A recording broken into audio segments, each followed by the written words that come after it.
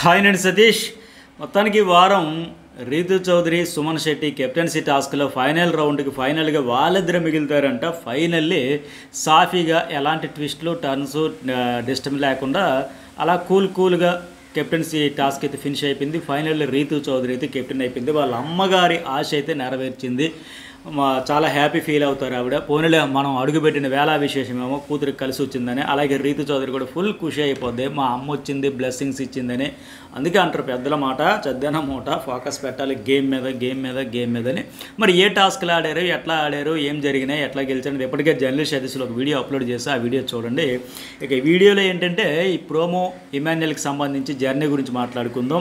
ఈ వీడియో చూసే ముందు కామెంట్ కూడా చేయండి, అట్లాగే లైక్ చేయండి. ఇమాన్యుయల్ టైటిల్ విన్నర్కి అర్హుడే అనిపించుకున్న వాళ్ళు ఖచ్చితంగా ఒక కామెంట్ అయితే పెట్టండి. ఆ క్వాలిటీస్ ఉన్నాయా లేదా.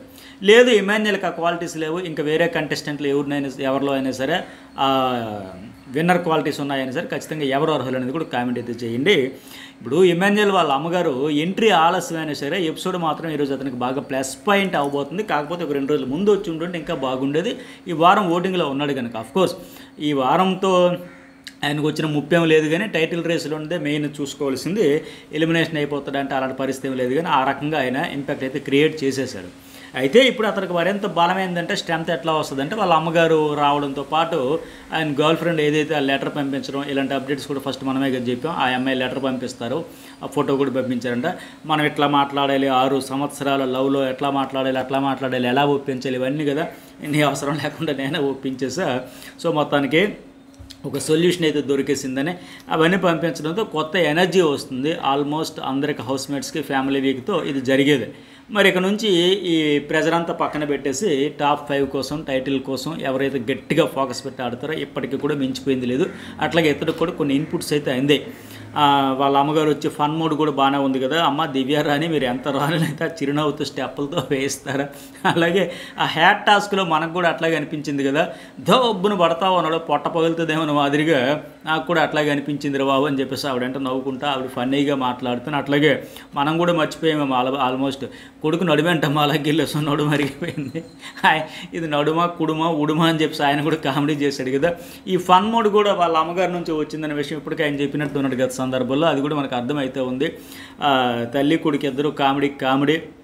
అయితే వీళ్ళలో ఉన్న గొప్ప విషయం ఏంటంటే ప్రోమో చూస్తేనే అర్థమవుతుంది ఏంటి, ఈరోజు ఎపిసోడ్ అయితే ఫుల్ హైప్ ఉంటుంది, ఫన్ ఉంటుంది, ఎమోషన్ ఉంటుంది, అన్నీ ఉంటుంది. ఎందుకంటే వాళ్ళ అమ్మ రెండో బిడ్డ వద్దు తీయించుకుంటాను అన్నప్పుడు వాళ్ళ అమ్మమ్మ వద్దుని వారించిందంట. ఆ బిడ్డే మీకు వెలుగులు తెస్తాడు, మీ బతుకులు మారుస్తాడు, మీకు మంచి జరుగుద్ది అని చెప్పవడం వల్ల ఈ భూమి మీదకి రప్పించిందని ఇమాన్యుయల్ ఇప్పటికి ఏదైతే చెప్పాడో ఆ విషయం ఇప్పుడు స్వయంగా వాళ్ళ అమ్మ ఎంట్రీతో గుర్తు చేసుకోవడం ఖచ్చితంగా హైలైట్ అయింది.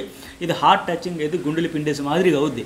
అయితే వీళ్ళలో ఒక గొప్ప విషయం ఏంటంటే ఇంత ట్రాజడీ ఉన్నా అలాంటి బ్యాక్గ్రౌండ్ అయినా అన్ని కష్టాలు పడినా సరే వేరే ఎవరైనా ఎంత సింపతి గెయిన్ చేయాలో అంతకోసం ట్రై చేస్తారు. ఆ సానుభూతి పవనాల్లో మొత్తానికి ప్లస్ పాయింట్ అవ్వాలి కదా అని చాలామంది అది అనుకోకుండా ప్లాన్ చేసుకోకుండానే, ఎందుకంటే బిగ్ బాస్కి వస్తారంటేనే ఊరికే రారు, అన్ని సీజన్లో చూస్తారు, పూర్తి అవగాహనతోనే వస్తారు, ఒక సింపతి ఏ రకంగా వచ్చినా వర్కౌట్ అయింది కదని డ్రామా మ్యాక్సిమం ట్రై చేసేదానికి చూస్తారు. బట్ ఇమాన్యుయల్ కానీ వాళ్ళ అమ్మగారు కానీ అలాంటి కష్టాల నుంచి వచ్చి ఇప్పుడు అంతా బాగుంది, బతుకు బాగుంది, బంగారం అయింది అనేసి హ్యాపీగా ఫీల్ అవుతున్నారు తప్ప ఆ ట్రాజడీ స్టోరీని కానీ అలాంటి బ్యాక్గ్రౌండ్ని కానీ మనం ఇక్కడ సానుభూతిగా వాడుకుందాం, దానికి బిగ్ బాస్ హౌస్లో పెద్ద అస్త్రం కదా అట్లా వాడుకుందామని ఏమాత్రం లేదు. చూడండి నిజంగా మెచ్చుకోవచ్చు వాళ్ళకి.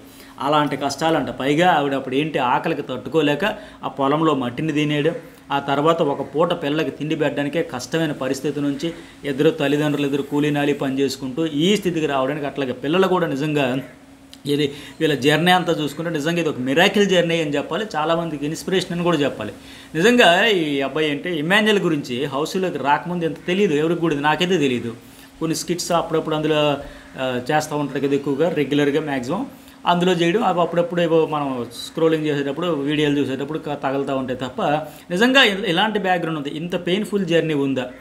ఇక్కడ దొరికిన పనల్లా తన అన్నతో కలిసి చేస్తూ చదువుకుని వాళ్ళ ఫీజులు వాళ్ళే కట్టుకుని హైదరాబాద్కి చేరుకుని ఆ తర్వాత ఈ జబర్దస్త్లో అవకాశం రావడం, జీవితం మలుపు తిరిగిపోయింది. నిజంగా కష్ట ఫలి ఊరికే రాలేదు కదా, దాని వెనక ఎంతో కష్టపడ్డారనే విషయం అర్థమవుతూ ఉంది. పైగా ఇమాన్యుయల్ ఉన్న గొప్పతనం ఏంటంటే ఈ ప్రోమోలో వాళ్ళ అమ్మ చెప్పినట్టు కమెడియన్గా అడుగుపెట్టిన 2 తెలుగు రాష్ట్రాల్లో గుర్తింపు తెచ్చుకునేందుకు అతడు ఈ సీజన్లో పడిన కష్టం ఖచ్చితంగా మెచ్చుకొని తీరాల్సిందే.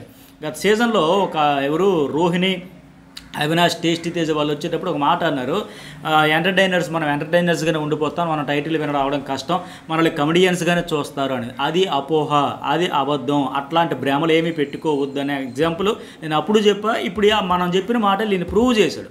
వాళ్ళు ఏంటంటే వాళ్ళే సెల్ఫ్గా ఒక సర్కిల్ గీసుకుని మనం కమెడియన్స్, మనం కామెడీయే చేద్దాం, మనం ఎంటర్టైనర్స్, మనం ఎంటర్టైన్ చేద్దాం, మన నుంచి ఎంటర్టైన్మెంట్ మాత్రమే చూస్తారు, మన నుంచి కామెడీ మాత్రమే ఎక్స్పెక్ట్ చేస్తారు, అది ఇస్తే చాలు, మనలో ఎంత ఎమోషన్ ఉన్నా, మనం ఎంత సీరియస్గా ఉన్నా మనల్ని కన్సిడర్ చేయరు, మనల్ని గుర్తించరు అనే మాదిరిగా వాళ్ళే ఒక గిరి గీసుకొని అంటారు కదా, అట్లా ఉండిపోయారు. అట్లా కాదు, మీరు రియల్గా ఎమోషన్స్, ఇప్పుడు ఇతను ఉన్నాడు, ఎంటర్టైన్మెంట్ చేస్తూ ఉన్నాడు, ఎమోషన్స్ క్యారీ చేస్తూ ఉన్నాడు, టాస్కుల్లో పర్ఫార్మెన్స్ చేస్తూ ఉన్నాడు, ఇంకేం కావాలి చెప్పండి? ఇవన్నీ వర్కౌట్ అయితే కదా. దీంతోపాటు ఒకవేళ ఇతను ఫస్ట్ నుంచి ఆ సింపతి కానీ ప్రత్యక్షంగా పరోక్షంగా గతంలో కూడా చెప్పాడు, వాళ్ళ అమ్మగారు తెచ్చి గోంగూర కట్టలు నాటితే వాటి పంట పండించుకొని సైకిల్ మీద అమ్మడం కావచ్చు, ఇలాంటి కష్టాల గురించి కానీ, ఇప్పుడు మట్టి తిని ఈ అబ్బాయిని అసలు వద్దనుకోవడం కానీ, ఇవన్నీ హైలైట్ చేసుకుని ఉంటుంటే ఒకవేళ ప్రత్యక్షంగా పరోక్షంగా అలాంటి నేచర్ కాదులేండి వాళ్ళదే, ఎంతసేపు ఫన్ మోడ్లో సరదాగా వెళ్ళిపోదాం అనే నేచరు. అట్లా ఇవన్నీ కూడా పెయిన్ఫుల్ జర్నీ కదా. ఇప్పుడు గత సీజన్లో ఆ రోహిణి, ఆ అమ్మాయి చూడండి పృథ్వీరాజ్ ఎంత ఇన్సల్ట్ చేశాడు. ఆ కామెడీ చేస్తే చాలు, కొద్దిగా ఆడడానికి గట్స్ ఉండాలో సంథింగ్ ఎగాదిగా చూసి చేస్తే అతడికి ఎలాంటి షాట్ అది అసలు బిగ్ బాస్ చరిత్రలో అద్భుతం కదా. అంత కండబలం ఉందని చెప్పి విర్రవీగిన ఆయనకే ఆమె చేతిలో ఓటమి అనేది అది ఘన విజయం, మామూలు విజయం కాదు, అంత పెద్ద హిట్. అసలు రోహిణి కళలో కూడా ఊహించుంటుందా? అతడు ఎన్నోసార్లు అట్లా చూశాడు, అవమానించాడు, ఫిజికల్గా ఉండాలి, అది అంత ఈజీ కాదు, అట్లా ఇట్లని. అలాంటి వాడికే ఎలాంటి సూపర్ డూపర్ హిట్ టాస్క్ అది.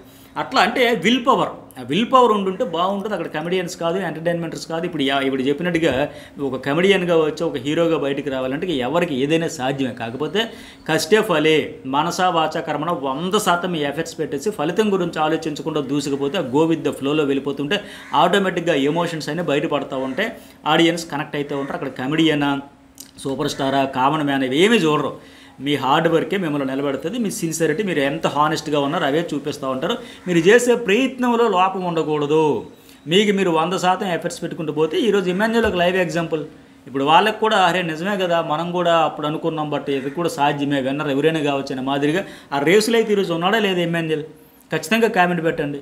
ఒక్క మాటలో చెప్పాలంటే ఈ సీజన్ డైలీ ఈ మొత్తం సీజన్ అయినా అతను భుజాల మీద కూర్చోబెట్టుకుని నడిపించాడని చెప్పాలి ఇమాన్యుల్. లేదంటే చాలా డ్రైగా ఏడుపులు, సెంటిమెంట్లతో చూడాలంటేనే చిరాకు పుట్టించేది. పైగా ఇమాన్యుల్ మరో గొప్ప విషయం ఏంటంటే అతను చూడడానికి ఫిజికల్గా అంత ఫిట్గా ఉన్నట్టు అనిపించదు. ఇప్పుడు డీమాన్లో ఒక 6 ప్యాక్లు ఇట్లా కనిపించదు. ఫిజికల్ టాస్క్లు ఆడే విధానం మాత్రం బాబోయ్ చిచ్చరపిడిగా తిరిగితే దూకుతాడు. ఇక హ్యాట్ టాస్క్ కావచ్చు, ఏ టాస్క్ అయినా ఓడిపోయాడా అనే పరిస్థితే లేదు కదా, మామూలుగా ఉండదు. అందుకే మీరు గమనిస్తే స్టార్టింగ్లో ఇమాన్యుల్ లైట్గా తీసుకున్న వాళ్ళంతా కూడా తర్వాత ఇమాన్యుల్తో ఆడలేం అనేంతలా పరిస్థితి మారిపోయిందంటే అతను అంతలా ఈ సీజన్లో టాస్కులు ఎరగదీశాడు, ఎంటర్టైన్మెంట్ ఎరగదీశాడు అన్ని రకాలుగా. ఇప్పుడు భరణి గారు హౌస్లో ఉండడానికి కారణం ఎవరండి? దమ్ము శ్రీజ బయటికి వెళ్ళిపోవడానికి కూడా ఇమాన్యుల్ ఆడిన విధానమే కదా. భరణి చాలా స్మార్ట్ మూవ్తో ఆ టైంలో ఇమాన్యుల్ని ముందే పిలిచి నువ్వు నా కోసం ఆడు అని చెప్పి నా తరఫున ఆడు అని లాక్ చేసేసాడు. అలా లాక్ చేయకపోయి ఉంటే ఖచ్చితంగా అతను దమ్ము శ్రీజ వైపు వెళ్ళిపోయేవాడు, మొత్తం గేమ్ చేంజ్ అయ్యి ఉండేది. ఆ తర్వాత భరణికి కూడా అర్థమైంది, ఏ భరణి అయితే కట్టప్ప అని అన్నాడో అదే భరణి తర్వాత ఇమాన్యుల్ తోపు. అతడి కోసం ఆడినా, పక్కల కోసం ఆడినా, ఎవరి కోసం ఆడినా సరే 100% ఆడతాడు, పర్ఫెక్ట్గా ఆడతాడు, జెన్యున్గా ఆడతాడు, అదే మెచ్చుకునే పరిస్థితి వచ్చింది. ఇంకా అది అతడి గొప్పతనం. అప్పటికే కట్టప్ప, వెన్నుపోటు అని భరణి అనడంతో బాధపడే ఆయన తిరిగి అతని నోటితోనే అతను అడగడంతో మళ్ళీ అతనికే సపోర్ట్ చేశాడు. పిలిచి అడిగాడు కదా, చేయకపోతే బాగోదని శ్రీజాకి మెప్పించి అట్లా వెళ్ళి ఆయనకి భరణి కోసం ప్రాణం పెట్టి ఆడాడు. అదే భరణి విజయంలో కీలకమైన పాయింట్ అయింది. భరణి కూడా నిజంగా రియలైజ్ అయ్యాడు, నేను ఊరికి అన్నానని మాదిరిగా అప్రిషియేట్ చేశాడు. అట్లా ఇక ఇంకొక వారం కళ్యాణ్తో జట్టుగా బాల్ టాస్క్ ఎరగదీసి ఆడిన విధానం కావచ్చు, గౌరవ్తో కలిసి వాటర్ పట్టి ఆ క్యాన్లో పోసే టాస్క్ కావచ్చు, చివరికి మొన్న తాడు నడుముకు చుట్టుకున్న ఫ్యామిలీ వీక్లో సంచాలక గుండె టైమర్ కోసం ఆడిన టాస్క్ కావచ్చు, ఏదైనా సరే ఇమాన్యుల్కి తిరుగులేదు అనిపించుకున్నాడు. సో మొత్తానికి ఈరోజు ఇమాన్యుల్ తల్లి ఎంట్రీ, ఆమె గాజులను చూపిస్తూ నేను కొనిచ్చినవంటూ చెప్పడం, ఏ బంగారాన్ని వద్దనుకున్నా ఆ బంగారమే 2 రాష్ట్రాల్లో పేరు తెచ్చాడు అనడం కానీ, ఇవన్నీ కూడా ఆయనకు చాలా బూస్టప్ ఇస్తుంది. ఆవిడ చెప్పే వైబ్లోనే మాటలు మాటల్లో కళ్ళల్లో ఆనందం అయితే తెలుస్తూ ఉంది కదా అతనికి మనం సాధించామని. అట్లాగే దివ్య వాళ్ళ అమ్మగారు వచ్చేటప్పుడు నువ్వు ఒక నియోజకవర్గం కాదు, మొత్తం స్టేట్ అంతా నువ్వు ఎమ్మెల్యే రేంజ్ కాదు, సీఎం రేంజ్ అని మాదిరిగా ఒక ఇండైరెక్ట్గా ఒక బూస్టప్ ఇచ్చింది చూసారా. ఇట్లాంటివన్నీ అర్థం చేసుకుంటారు కదా. సో ఇప్పుడు వాళ్ళ అమ్మగారు కూడా ఒక కమెడియన్లో వచ్చి లోపలికి హీరో లెక్క బయటికి రావాలి, 2 రాష్ట్రాల్లో పేరు మారుమవుతుంది, నువ్వు నా బంగారం, ఇవన్నీ కూడా ఎమ్మెన్యేలకు ప్లస్ అయ్యే పాయింట్లే. పైగా స్టార్టింగ్లో చెప్పినట్టుగా అతడు లవర్ కూడా రాసిన లెటరు, దాన్ని కూడా చదివి వినిపించాడు కనుక ఫుల్ ఖుషి అయిపోతాడు, ఇంకా మరింత ఉత్సాహంతో ఆడతాడు. ఈరోజు ఎపిసోడ్ అయితే గ్యారంటీగా ఎమ్మెన్యేల గ్రాఫ్ను అమాంతం పెంచేది అవుతుంది, నో డౌట్. అలాగే ఇంకోటి ఏంటి చెప్పాను కదా, కెప్టెన్గా రీతు అయితే గెలిచింది. ఈ వీక్ దెబ్బతో టాప్ 5లో మార్పులు చేర్పులు భారీగా గేమ్ చేంజ్ అయ్యే ఛాన్సెస్ కూడా చాలా ఉంది, జరుగుతుంది కూడా. ఎట్లా ఏంటనేది మొత్తానికి రీతు చౌదరి 2 వారాల వరుసగా ఇమ్యూనిటీ దక్కించుకొని జాక్పాట్ కొట్టేసిందనే చెప్పాలి. ఎందుకంటే ఆ అమ్మాయి ఏంటి గతంలో ఏదో అదృష్టం కలిసి రాదు, నేను కెప్టెన్ కావట్లేదు, ఏది గెలవలేను, అదృష్టం లేదు, సపోర్టింగ్ టాస్క్ వద్దు బిగ్ బాస్, నేను సపోర్టింగ్ టాస్క్ అయితే గెలవలేను, నాకు సపోర్ట్ ఉండదు అని బాధపడింది, ఏడ్చింది. అలాంటిది ఏకంగా ఈ ఫైనల్ వీక్లో ఫైనల్ స్టేజ్లో టాప్ 5 ముంగిట్లో వరుసగా 2 వారాల ఇమ్యూనిటీ అంటే మామూలు విషయం కాదు, నిజంగా జాక్పాట్ కొట్టేసినట్లే. మరి ఇమాన్యుయల్ జర్నీకి సంబంధించి మీకేమనిపించిందో కామెంట్ పెట్టండి. Journalist Satish and news ball 2 channels కూడా సబ్స్క్రైబ్ చేసుకుని ఆల్ అనే బటన్ యాక్టివేట్ చేసుకోండి. అప్పుడే వీడియో అప్లోడ్ చేసిన వెంటనే మీకు నోటిఫికేషన్ అయితే వస్తుంది.